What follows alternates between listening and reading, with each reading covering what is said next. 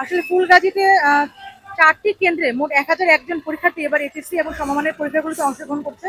তো গতকালকে যে আমাদের আকস্মিক বন্যার কারণে যে ক্ষতিটা হয়েছে সেই কারণে আমাদের সকালে আমাদের কেন্দ্র সচিবরা আমরা মিলে একটা মিটিং করেছি এবং আমরা সার্বিক অবস্থা বিবেচনায় আমাদের এখানে পরীক্ষা স্থগিতের প্রস্তাব পাঠিয়েছি বোর্ডে।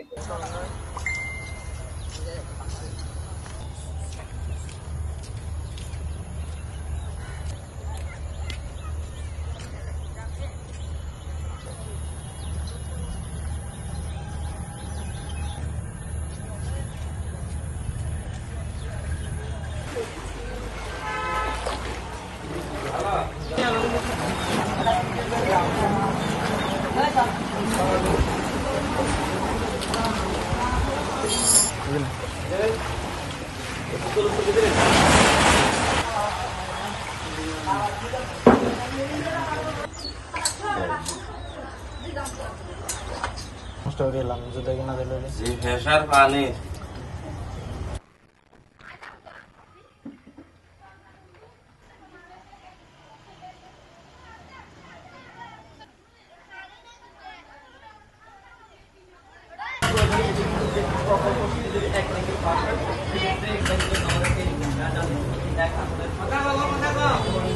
কারণে যে সকল এলাকা পানি প্লাবিত হয়েছে আমরা সে সকল এলাকায় বিদ্যুৎ বিচ্ছিন্ন রেখেছি এবং পানি নেমে যাওয়া মাত্র আমরা বিদ্যুৎ সংযোগ পুনরায় সচল করব, আমরা কাজ করে যাচ্ছি।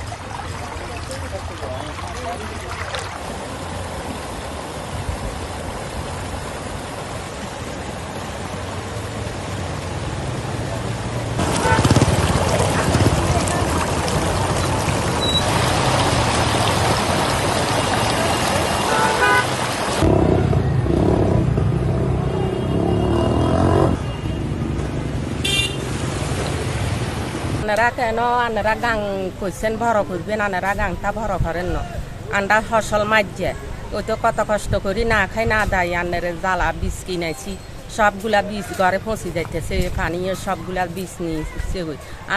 আনারা কেন কিয়া করে গাংটা ভর করেন না?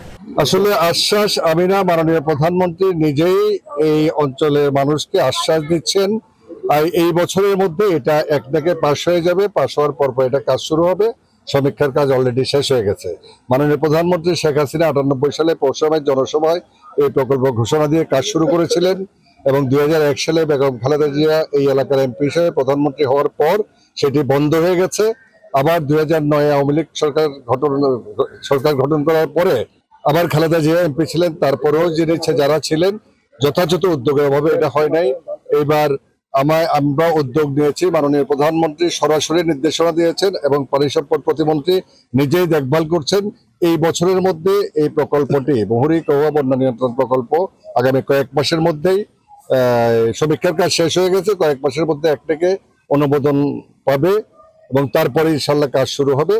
আশা করি আর কোনো সংসদ সদস্যকে এই ব্যাপারে আশ্বাস দিতে হবে না। আমরা 50 কোটি টাকার উপরে প্রকল্প হলে পরে আমরা একটা ফিজিবিলিটি স্টাডি করি, যাতে করে এটা সঠিকভাবে আমরা কার্যক্রমটা গ্রহণ করতে পারি। আমার ফিজিবিলিটি স্টাডি শেষ হয়ে গিয়েছে, আমরা সপ্তাহখানেকের ভিতরে আমরা কপি পেয়ে যাব। আমরা চিফ ইঞ্জিনিয়ারকে বলেছি যে ডিপিপি প্রণয়ন করতে আগামী 2 মাসের ভিতরে আমরা এটা একটিকে উঠানোর চেষ্টা করব।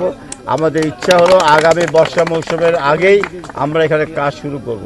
কিন্তু আপনাদের প্রতি অনুরোধ থাকবে যে আপনারা এই সংসদ সদস্যের সঙ্গে থাকবেন, এখানে যখন কাজ চলমান থাকবে যাতে করে কাজের মান ভালো হয় সেই জন্য আপনারা লক্ষ্য রাখবেন, যাতে করে আপনাদের এলাকার কাজটা সঠিকভাবে হয়, সঠিকভাবে সময় মতো কাজটা আমরা উঠাতে পারি।